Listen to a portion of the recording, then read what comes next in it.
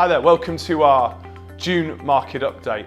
Probably one of the most important months that we've had in this country for some time as we wait the result of the EU referendum. In the meantime, the Great British Summer is here, as you can see outside. The weather may be a bit indifferent, but the news from the property market has been anything but, certainly over the last 6 months, 12 months or so. One of the highlights for us has been the demand that we've seen across the market. If you take a snapshot of the number of buyers that we've registered since the start of this year compared to the same period last year, we've seen a 19.5% increase in the number of those buyers registering. Just gives you some idea of the amount of people out there looking to purchase.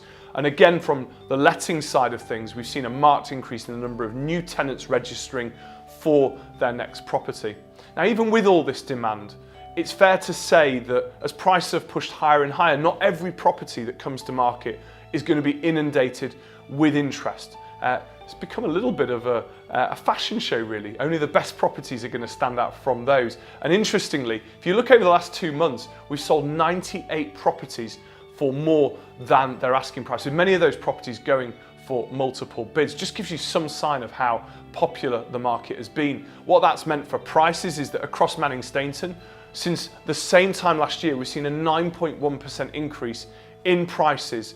And since the start of this year, I've seen an increase of 4.1% in the average price of property across our region. Now, if you listen to the guys at Rightmove, they're saying something very similar. A 4.3% increase in asking prices since the start of this year just gives you a good indicator of how popular the Yorkshire and Humber region remains for those looking to buy their next property, and perhaps for those looking to take a step away from London, make an investment into a slightly different market, a better yielding market. But I'm going to call, as most people are, that at some point this growth in prices that we've seen, it's got to end. Now, whether or not it plateaus or whether or not we see a fallback in prices remains to be seen.